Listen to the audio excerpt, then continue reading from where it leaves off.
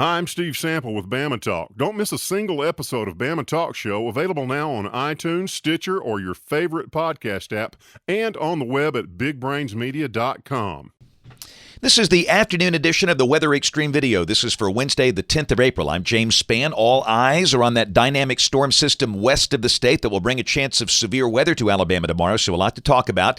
We'll start with some of the Skycam shots around the network this afternoon. First off, a look at, almost at a live look. It's not live as you look at this, but it was live as I was looking at it. That's a look at the all-new Regions Field in downtown Birmingham. Looking good. Opening night tonight. The Birmingham Barons play there for the very first time.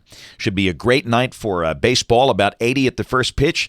Temperatures falling into the upper 70s with a pretty good south breeze. The chance of rain is only very tiny. That's our Tuscaloosa Skycam, looking east from the top of the Tuscaloosa County Courthouse, and a quick peek at the surf and the sand on the Alabama Gulf Coast this afternoon. Big trough. Anytime you see that in April, you know somebody is going to have some issues in a variety of ways, and we've certainly got that. But for now, we're good. In fact, we're very warm. Look at Montgomery, 87 degrees this afternoon. Pretty remarkable for this time of the year. Just not that long ago, we were shivering in March. Tuscaloosa 85, Birmingham and Anniston 83. But after today, temperatures will be trending downward. And around the nation, the contrast is simply remarkable. Denver, Laramie, Casper, in the mid-20s with a big blanket of snow on the ground. We've got 80s here. And look at the thermal gradient over Arkansas. Over eastern Arkansas, they're in the 80s. Back around Fort Smith and Fayetteville, they're in the 40s.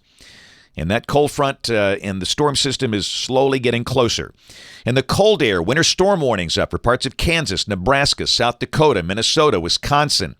We've got winter storm watches and warnings up for parts of Illinois. I'm sorry, that's a severe thunderstorm watch. I was looking at the colors there. I was about to say that can't be a winter storm watch because it's too warm. Severe weather watches up for parts of Illinois, Indiana, Ohio. And the yellow counties, that's a tornado watch down into parts of Missouri and Arkansas. In fact, there's a look at the watch for Arkansas. That's up until 9 o'clock tonight. And we'll be watching developments in that watch box with great interest. Things are quiet now, but things should be heating up later.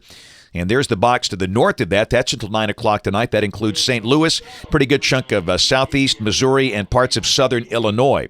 There's the overall risk for this afternoon and tonight. A slight risk from the Louisiana and southeastern Texas coast up to parts of the Midwest over to the Atlantic coast. Some of the cities involved are Little Rock, Memphis, Jackson, Indianapolis, Columbus, Pittsburgh, and Atlantic City.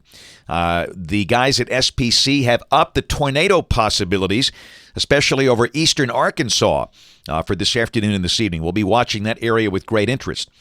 Now, tomorrow, this is the Day 2 outlook. All of Alabama in the standard slight risk.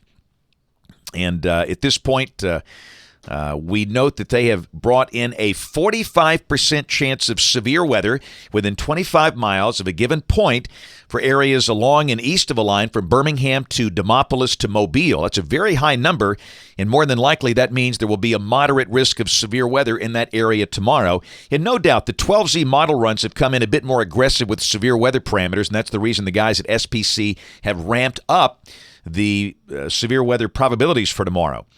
And Day 3, which is Friday, just a small slight risk over on the coast of North Carolina up toward the Tidewater and Virginia Beach.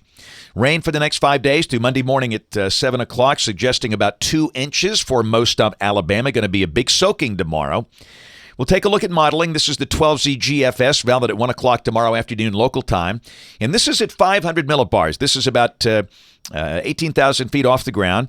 And again, there's evidence the trough is a little bit negatively tilted here, and sometimes that will provide a better environment for severe storms in advance of that. So that's one of the factors involved in maybe upping the severe weather possibilities tomorrow a little bit.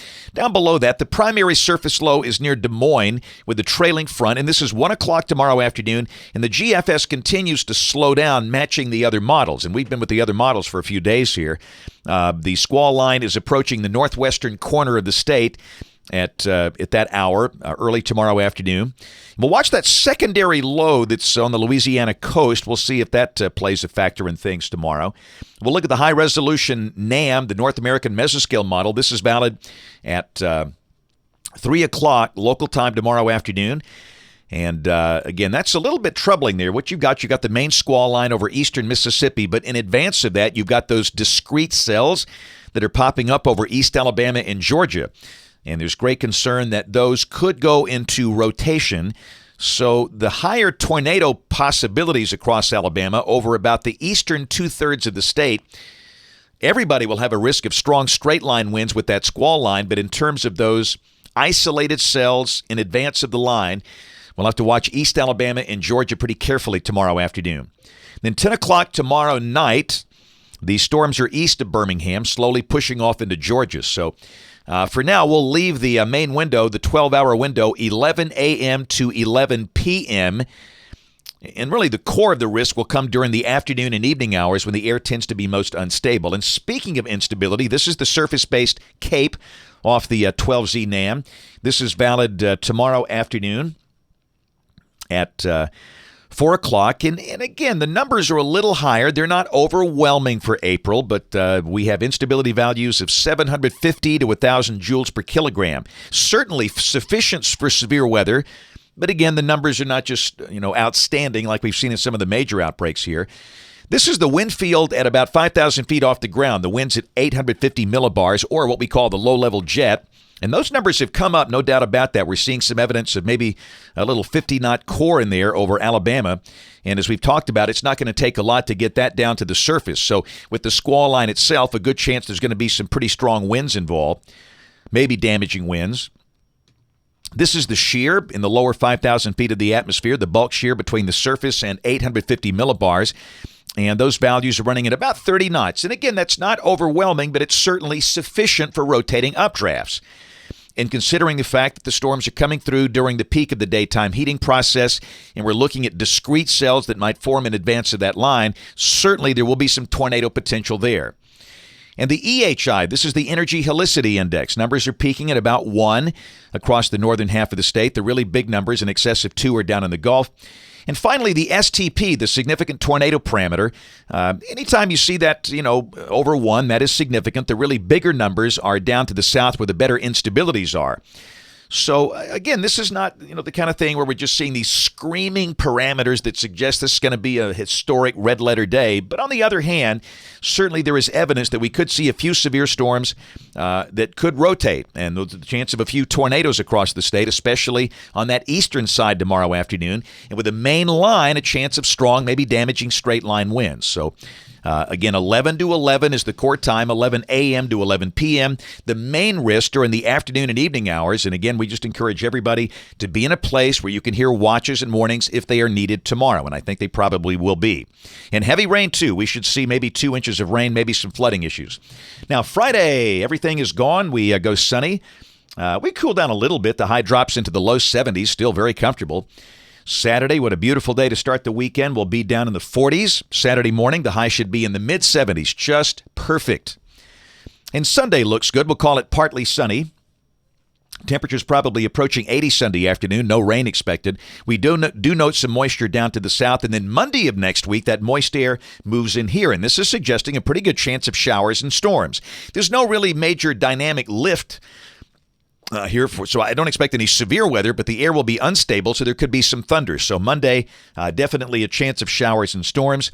Tuesday, the air stays warm and muggy and maybe a few showers, probably nothing organized. And here's a week from today. This is Wednesday of next week. We've got troughing back out across the Rockies, and around here the same deal. There could be a shower Wednesday, but nothing probably especially organized with that. Go out there on the 19th. A couple of days later, this is the end of next week. That looks like a better chance of organized showers and storms. And the end of the forecast, April 26th. Got a batch of showers and storms coming in from the northwest. That's it for the Weather Xtreme video this afternoon. We'll have notes on the blog, alabamawx.com. And if you can, watch us on the live stream or the television side, ABC 3340 at 4, 5, 6, and 10 o'clock. Thanks for watching. Have a great evening, and God bless. Be sure to catch the next episode of Just Talking It Up on iTunes, Stitcher, your favorite podcast app, or on the web at bigbrainsmedia.com. Hey, you forgot our names. No. You did. You forgot our names. Don't be silly. I'm Janet, you're Crash, see? She's just like a goose. She wakes up in a new world every day.